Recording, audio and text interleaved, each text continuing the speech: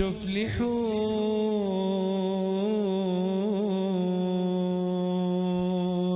আমি ডাক্তার পূজা অরোরা সায়ন হাসপাতাল থেকে এসেছি। আমি একজন সাইকোথেরাপিস্ট। স্যার, আমি আপনার সাথে একমত। একটা ছোট প্রশ্ন শুধু, যখন নবী মুহাম্মদ সাল্লাল্লাহু আলাইহি সাল্লাম নবুয়ত পেয়েছিলেন, আর তিনি, যেমন আপনি বললেন যে তিনি ছিলেন সাধারণ লোক, নবুয়ত পাবার আগে সেই সময়ে কোরআন, যেটা ঈশ্বরের বাণী, এটা কি শুধু মুসলিমদের আলোকিত করেছিল? কারণ ঈশ্বর পক্ষপাতিত্ব নিশ্চয় করবেন না। তাহলে পৃথিবীর অবশিষ্ট মানুষ তখন কি করছিল? যখন নবী মুহাম্মদ সাল্লাল্লাহু আলাইহি সাল্লাম অল্প কিছু মানুষকে আলোকিত করেছিলেন, আর এটা এমন দীর্ঘ সময় নিয়েছে সমাজের অন্যান্য অংশগুলোকে আলোকিত করার জন্য এই ঈশ্বরের বাণী দ্বারা, আর কত বছর নেবে অমুসলিমদের জন্য? মুসলিমদের মতো হিন্দুরাও হবে। আমি সম্পূর্ণভাবে আপনার সাথে একমত। এর একটা ধারণা হতে হবে যে হিন্দুরা মূর্তিতে বিশ্বাস করে, ছবিতে, অথবা রাম ভগবান যাই হোক না কেন, এটা একটা বিশ্বাস। আর তাদেরকে এটার মাধ্যমে বোঝাতে হবে যে ঈশ্বর এক। হিন্দু ধর্ম বিশ্বাস করে এক সর্বশক্তিতে, যেটা একটা শক্তি, একটা স্বর্গীয় শক্তি। তবে দুঃখজনকভাবে এটা বিভিন্ন আকার দেওয়া হয়েছে। সুতরাং যদি এই কল্যাণের জন্য কোরআন যদি একজন হিন্দুকে সাহায্য করে এক ঈশ্বর সম্পর্কে জানতে, এটা খুবই ভালো। বোন খুব সুন্দর প্রশ্ন করলেন, গুরুত্বপূর্ণ প্রশ্ন। যদি কোরআন এমন এক বই হয়, যদি এটা ঈশ্বরের বাণী হয়, তাহলে কেন এটা শুধুমাত্র একটা ছোট্ট দলের জন্য এসেছিল, যেখানে ছিল শুধু আরবরা আর মুসলিম? সারা পৃথিবীর জন্য কেন আসেনি? কত সময় লাগবে? বোন, কোরআন কখনোই শুধু মুসলিম বা আরবদের জন্য নাজিল হয়নি। কোরআন সমগ্র মানব জাতির জন্য। এটা বলা হয়েছে সূরা ইব্রাহিম অধ্যায় 14 আয়াত 1, সূরা ইব্রাহিম অধ্যায় 14 আয়াত 52, সূরা বাকারা অধ্যায় 2 আয়াত 185 এবং সূরা জুমার অধ্যায় 39 আয়াত 41-এ কোরআন সমগ্র মানব জাতির জন্য প্রেরিত। সময় সংক্ষিপ্ত, তাই রেফারেন্সটা দিচ্ছি, উদ্ধৃতি বলছি না। তাই কোরআন শুধু মুসলিম বা আরবদের জন্য নয়, কোরআন সমগ্র মানব জাতির জন্য। আর নবী মুহাম্মদ সাল্লাল্লাহু আলাইহি সাল্লাম শুধু মুসলিম বা আরবদের জন্য নয়। কোরআন বলছে সূরা আম্বিয়া অধ্যায় 21 আয়াত 107, ওয়ামা আরসালনাকা ইল্লা রাহমাতাল লিল আলামিন, আমি তো তোমাকে প্রেরণ করেছি রহমত স্বরূপ সমগ্র মানব জাতির জন্য, সারা পৃথিবীর জন্য, সমগ্র সৃষ্টির রহমত স্বরূপ। একই কথা বলা হয়েছে সূরা সাবা অধ্যায় 34 আয়াত 28, যে নবী মুহাম্মদ সাল্লাল্লাহু আলাইহি সাল্লামকে পাঠানো হয়েছে সারা পৃথিবীর নবী হিসেবে, সুসংবাদদাতা আর পাপ থেকে সতর্ককারী হিসেবে। তবে অধিকাংশ মানুষই তা জানে না। কোরআনের এই আয়াত বলছে অধিকাংশ মানুষই তা জানে না। এই কারণেই বোন, আমরা এমন সম্মেলন করে থাকি। এটা সব মুসলিমের দায়িত্ব, সর্বশক্তিমান আল্লাহর বাণী সবার কাছে তুলে ধরা। তাহলে আরেকটা প্রশ্ন স্যার করব? সময় লাগবে, তবে ভালো হয় আর দেরি না করলে। আর যারা মুসলিম হিসেবে দাবি করে, অনেকেই ভালো মুসলিম না, হয়তো শুধু নামেই আব্দুল্লাহ, জাকির, মোহাম্মদ, সুলতান। ভালো মুসলিম তারা নাও হতে পারে।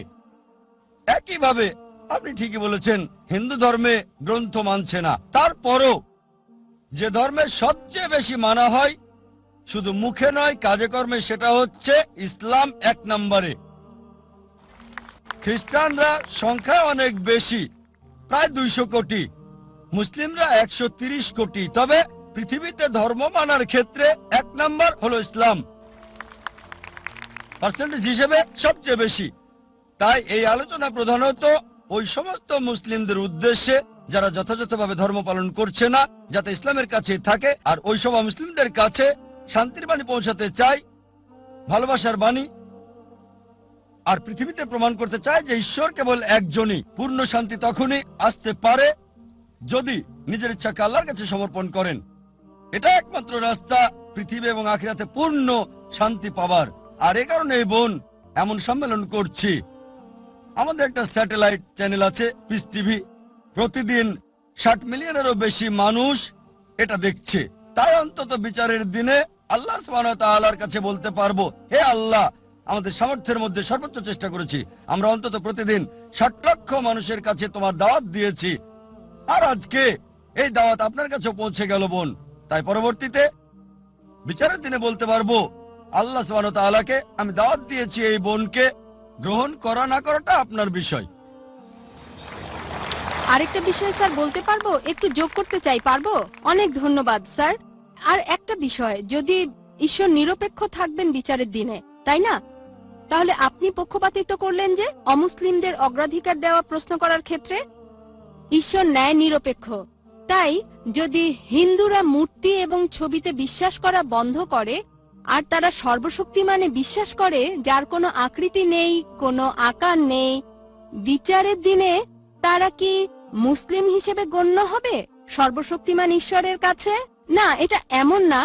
একই ধারণা যা হিন্দু ধর্মে আছে, যা ভুল বিশ্বাস আর আকৃতি দিয়ে পালন করা হয়। তবে একজন হিন্দু যদি হিন্দু ধর্ম পালন করে, সেটা ভুল না, পালন করবে, কারণ তার উদ্দেশ্য ঈশ্বর, তিনি মহান, তবে আকার দেওয়া খুব যাবে ভালো না। প্রশ্ন, যদি এই বার্তা হিন্দুদের কাছে পৌঁছে তারা গ্রহণ করবে। খুবই ভালো, ভালো প্রশ্ন। ধন্যবাদ পক্ষপাতিত্ব স্যার। আর নিরপেক্ষ হওয়ার ব্যাপারে দুটো মত থাকতে পারে আপনার দিক থেকে, কারণ নিরপেক্ষ না বলে অন্তত প্রশ্ন করতে পারছেন। এই পক্ষপাতিত্ব না করলে আমি আল্লাহর কাছে বলতে পারতাম না আমি আপনাকে সরাসরি দাওয়াত দিয়েছি এককভাবে।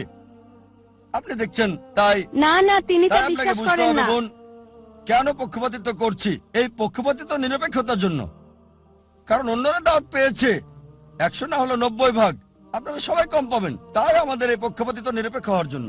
ঠিক স্যার, তবে আমাদের যা এবার দরকার। আপনার প্রশ্নে আসি।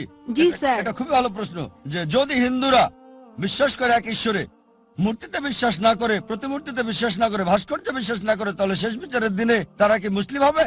ঠিক, আপনি ইসলামের অংশ অনুসরণ করছেন।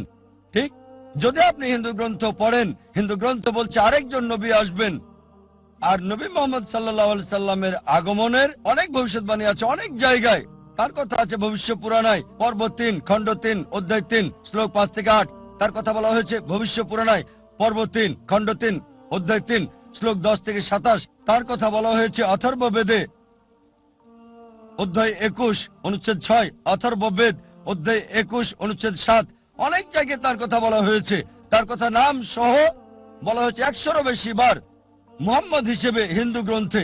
ঠিক সময় স্যার। কম, তাই সবগুলো রেফারেন্স বলছি না। কল্কি পুরাণে কল্কি অবতারের কথা উল্লেখ আছে অধ্যায় 2 অনুচ্ছেদ 4, 5, 7, 9, 11 এবং 15-তে বলা হয়েছে আরেকজন অবতার আসবে, কল্কি অবতার, যার বাবার নাম হবে ঈশ্বরে ভৃত্য বিষ্ণু ইয়াস। আরবি করলে হয় আব্দুল্লাহ, যেটা মোহাম্মদ সাল্লাল্লাহু আলাইহি ওয়াসাল্লামের বাবার নাম। এই কল্কি অবতারের মায়ের নাম হবে সুমতি, যার অর্থ শান্তি, নীরবতা, যার আরবি হচ্ছে আমেনা, যেটা নবী মোহাম্মদ সাল্লাল্লাহু আলাইহি ওয়াসাল্লামের মায়ের নাম।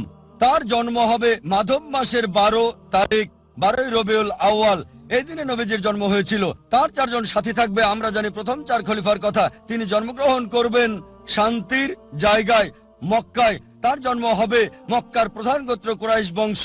আরো বলছে তিনি উত্তর দিকে যাবেন, একটা গুহা থেকে ফিরে আসবেন। আর নবীজি মুহাম্মদ সাল্লাল্লাহু আলাইহি ওয়াসাল্লাম মক্কা থেকে মদিনায় গিয়ে আবার এসেছিলেন। আরো অনেক আছে কল্কি অবতার সম্পর্কে।